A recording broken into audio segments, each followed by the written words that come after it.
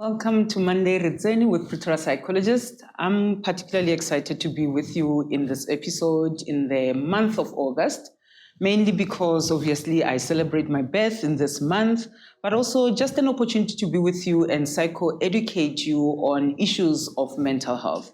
Also, just as a reminder, we are operating in Emalahleni, so that is for the Mpumalanga people, that Pretoria Psychologists is available for the face-to-face services for you. With that being said, this month of August, we are talking all things demystifying mental health and mental illnesses. I can go into many things in which are, myths around mental illnesses or mental health. One of the things is that people who suffer from mental illnesses are cuckoo or that they are mad, but that's not necessarily the case.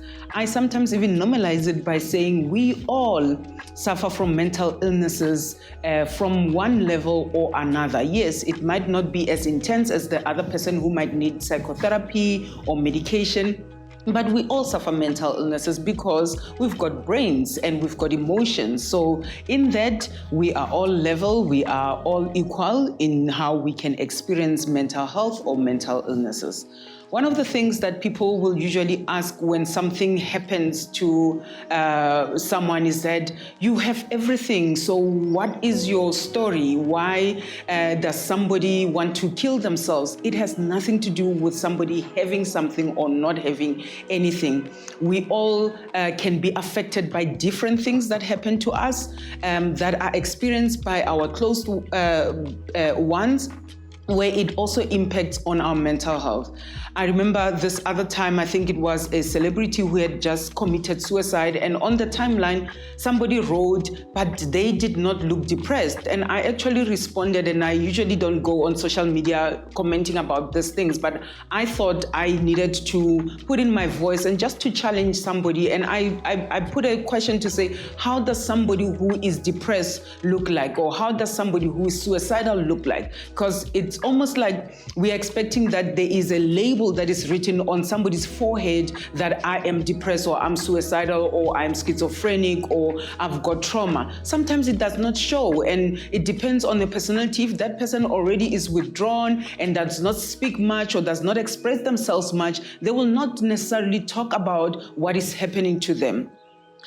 Other people will be saying that if they want to kill themselves, let them go ahead. They're gonna kill themselves anyway. No, it's not necessarily the case that a person will kill themselves anyway. Remember, sometimes the act of suicide is an impulsive one where somebody there and there on the spot just thinks of lethal ways of ending their lives. So by, talking to them, reaching out to them, helping to let them know that we understand what they're going through and giving that support, it can go a long way. So it's not to throw the towel and say, if they're gonna do it, they will do it anyway. It's not like that. At times, what we have seen also is that impulsivity when somebody dies by suicide is that, they might have been intoxicated, which means that they are not rational in their behavior. So they will be more impulsive in just thinking about doing harm to themselves. Other people will say, the person is just seeking attention. I will say, even if they are seeking attention and they're seeking it in a negative way, at the end of the day, they are looking for attention, and we should be attending. To not dismiss their emotion and say, oh, you are always looking for attention, or oh, I'm not going to listen to you.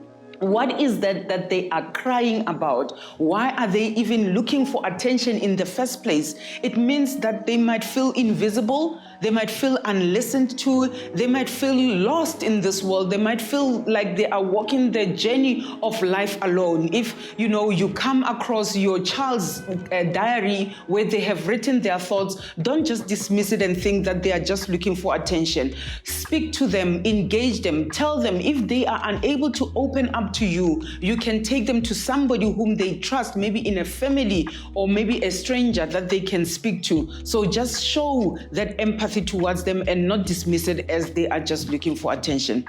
Something else also that is a myth as well is that mental illness or illnesses are only for a particular gender, a particular race, or even social economic. So they will think that people who are suffering more are the ones who are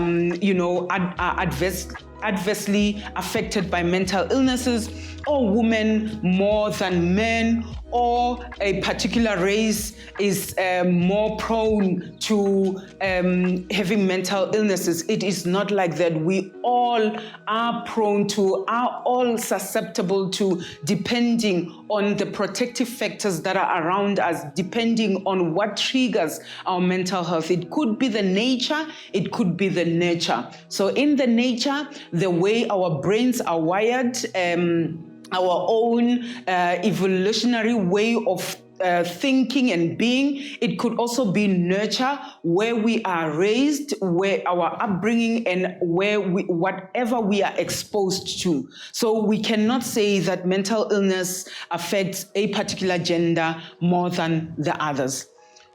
Why would you want to even talk to somebody about your mental health issues? Some people will say, me talking to somebody who's got problems like me, how does it help? I might just as well sit in my corner.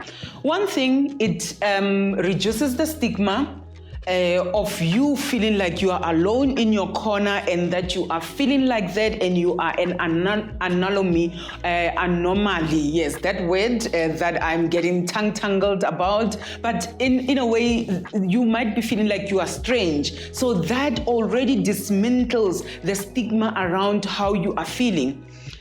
Another way that talking helps is by normalizing your emotions, to say that whatever you are experiencing, I can see why you are feeling that way. So then you end up feeling like you are normal. I had a client in the past weeks who said, I want to feel normal. I want to be like other people. And I say, please, describe to me what is normal. Tell me who is normal. And according to you, what is the standard of normal? Just one person or one situation, and that person could not tell me of actually what is normal. And I say, exactly, you are normal in how you're thinking and feeling because of what you have gone through as a child and what you keep on experiencing in your adulthood. So that is exactly normal. Also, psychotherapy is also a place where a person can just vent. They can just, pour it out. I call it verbal diarrhea, just taking it out there. When you are ill, sometimes, you have diarrhea to take out all the toxins in your body, or you vomit it out to take out the poison out of your body. Talking about what is happening inside of you is also like that. It's taking out whatever it is that is heavy on your mind, that is heavy in your heart, and talking about it in a safe space where you feel supported, where you don't feel judged as well. And with that, I'm going to end off with saying that it offers a support system. Some people do not have the kind of support that they desire, where they are judged about their emotions, where they are judged about how they are feeling, where they are judged about their behavior and their actions. But in psychotherapy, we are able to take you through that process and say, we are here and we will walk that journey with you. With that, I hope this will be an enjoyable August as we prepare for springtime.